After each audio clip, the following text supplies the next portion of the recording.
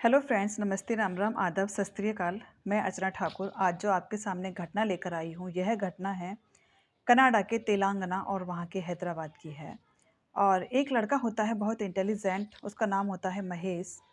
पढ़ लिख कर वो इंजीनियर बन जाता है और इंजीनियर बनने के बाद में वो हैदराबाद में बहुत अच्छी जॉब उसको मिल जाती है और वहाँ पर रहने लगता है। कंपनी में ही जब जॉब करते हैं तो देखिए, माता पिता भी ये सोचते हैं कि हमारा लड़का अपने लेवल की लड़की ढूंढ ले और हम शादी कर दें। और क्योंकि आजकल शादियां वैसे ही इतने टूट रही हैं, रुक नहीं रही, तो वहीं पर कंपनी में एक सुनीता नाम की लड़की होती है, उसके साथ में उसको वो मतलब पसंद आने लगती है। दोनों एक दूसरे को पसंद करते हैं और अपने घर में दोनों बता देते हैं।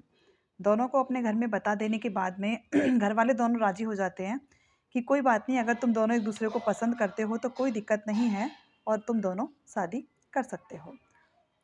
माता-पिता की सहमति से 2022 में दोनों की शादी हो जाती है और शादी के कुछ दिन बाद ही ये पता चलता है कि जो महेश है, उसकी जॉब कनाडा में लग गई है। महेश बहुत खुश होता है कि अब मैं विदेश चला जाऊंगा और अपनी पत्नी से कहता है कि तुम चिंता ना करो, मैं तुम्हें भी कनाडा बहुत जल्दी बुला लूंगा। और पति के बाहर जाने पर पत्नी भी बहुत खुश होती है कि अब तो हम दोनों विदेश में रहेंगे, मेरे पति भी विदेश में चले गए हैं। और कुछ दिन बाद ऐसा होता है कि वो अपनी पत्नी की भी सोच सिफारिश लगाकर पत्नी अपने रिज्यूम डालती है और लगाने के बाद में पत्नी भी कनाडा में पहुंच जाती है। दोनों खुशी खुशी रहने लगते हैं। दोनों के बीच की दूरियां तो कम हो जाती हैं, लेकिन दिमागी दरारें बढ़ती चली जाती हैं।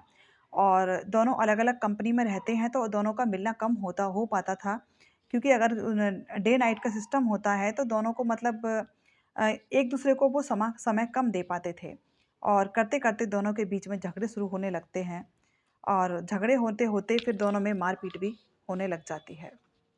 रिश्ता इतना दोनों के बीच में कड़वाहट बढ़ जाती है कि जो लड़की ये सपना लेकर गई थी कि हम दोनों विदेश में रहेंगे, वो 2 साल में ही 2024 में इंडिया वापस आ जाती है। अपनी जॉब वहाँ से रिज़ाइन करती है और सीधा इंडिया वापस आ जाती है और आकर अपने माता-पिता के घर में रहने लगती है और फिर वो महेश पर कोर्ट में केस डाल देती है तलाक का। जब महेश को ये पता चलता है कि तलाक का केस डल चुका है, तो उसके बाद में वो भी कोई ज़्यादा इस चीज़ पर ध्यान नहीं देता है और वहीं कनाडा में रहकर जॉब करता रहता है। इसी बीच ऐसा होता है कि कुछ दिन बाद उसकी मम्मी की मृत्यु हो जाती है, महेश की, क्योंकि उसके जीवन में सिर्फ़ एक माँ ही बची थी।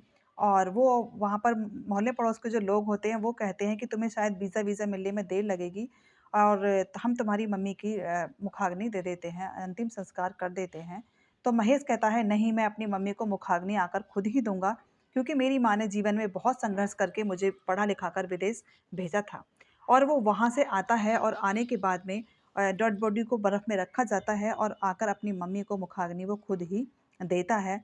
और मुखाग्नि देने के बाद में जब उसके जाने का नंबर आता है, तो उसे पता चलता है कि जो उसका पासपोर्ट है, वो निलंबित हो गया है, क्योंकि उस पर कोर्ट में केस चल रहा था। इस कोर्ट में केस चलने के कारण उसका जो पासपोर्ट, वीज़ा है, तो सब रद्द कर दिया जाता है और वो वापस कनाडा नहीं जा सकता, ऐसा उसको बता दिया जाता है। इसके बाद में वो बहुत परेशान होता है और कहता है कि इसकी वजह से, सुनीता की वजह से मेरी माँ चली गई, मेरी पूरी लाइफ़ डिस्ट्रॉय हो गई। अगर मैं कनाडा नहीं जा पाया, तो होगा मेरा क्या?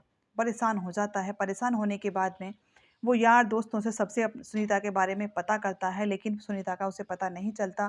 फ़ेसबुक, इंस्टा, यूट्यूब सब पर वो सुनीता को सर्च करता है और एक दिन ऐसा होता है कि उसको सुनीता का पता मिल ही जाता है।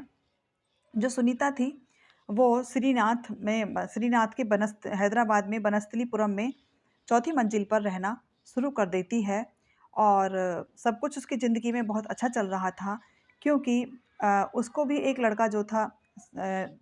लड़का था श्रीनाथ, वो उसे पसंद आ जाता है कंपनी में जॉब करते-करते।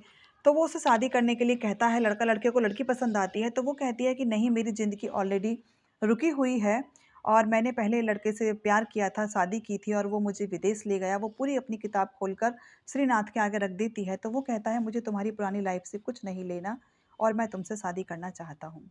ऐसा कहकर वो शादी करने की उससे बात करता है। तो सुनीता कहती है, अगर तुम्हें कोई प्रॉब्लम नहीं है तो कोई दिक्कत नहीं है, हम दोनों शादी कर लेते हैं। और फिर सुनीता श्रीनाथ के साथ शादी करके बनस्थलीपुरम में रहना शुरू कर देती है चौथी मंजिल पर। और उसके बाद जो महेश था, वो बिखरा हुआ था, टूटा हुआ था। वो जब उसे पता चल जाता है सुनीता कहाँ रहती है, वहीं जाकर वो पास में ही एक किराए पर मकान ले लेता है। मकान पर किराए लेने के बाद में किराए पर मकान वो पूरे 15 दिन ये वॉच करता है कि उसका पति किस टाइम आता है, किस टाइम जाता है, सुनीता कहाँ जाती है, कैसे करती है, क्या करती है। वो पूरी जानकारी निकाल लेता है और पूरी जानकारी निकालने के बाद में एक दिन ऐसा होता है कि वो एक बैग लेता है। बैग लेकर दरवाज़ा खटखटाता है।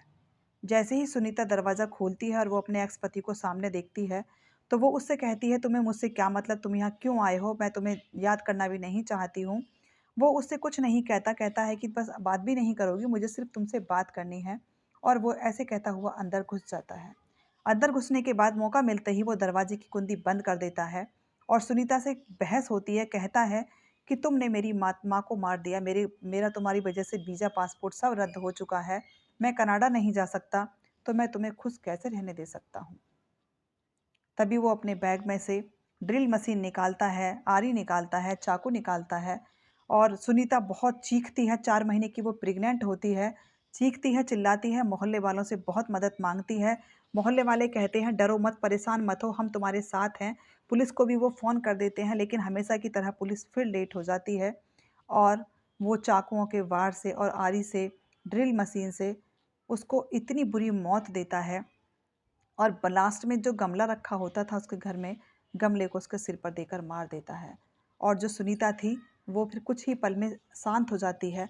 अंदर का माहौल तो शांत था, लेकिन बाहर लोग बहुत बुरी तरह से शोर मचा रहे थे। पुलिस आती है, दरवाज़ा तोड़ती है। उसके बाद में जो महेश होता है वो बाथरूम में छिप जाता है। वो कहता है कि मेरे पास में बहुत सारे हथियार हैं, मैं किसी ना किसी को जान से मार दूंगा, लेकिन पुलिस कदम पीछे नहीं हटाती। बाथरूम का दरवाज़ा तोड़ती है। तोड़ने के बाद में फिर वो महेश को गिरफ्तार कर लेती है। इस कहानी में समझ में नहीं आ रहा कि दोषी किसको ठहराया जाए, क्योंकि एक तरफ तो रिश्ते ऐसे हैं कि जो भरोसे पर नहीं चलते, टूट जाते हैं।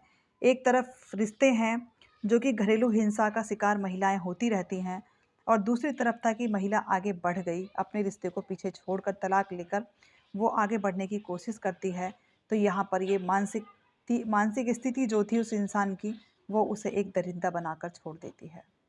इस कहानी को सुनाकर मैं किसी को परेशान या दुखी करना नहीं चाहती। सिर्फ मेरा इतना उद्देश्य है, सावधान रहिए, सतर्क रहिए। और क्या ही कहूँ, कहने के लिए अब रिश्तों में मेरे पास कोई शब्द ही नहीं बचे हैं। Thank you and have a nice day.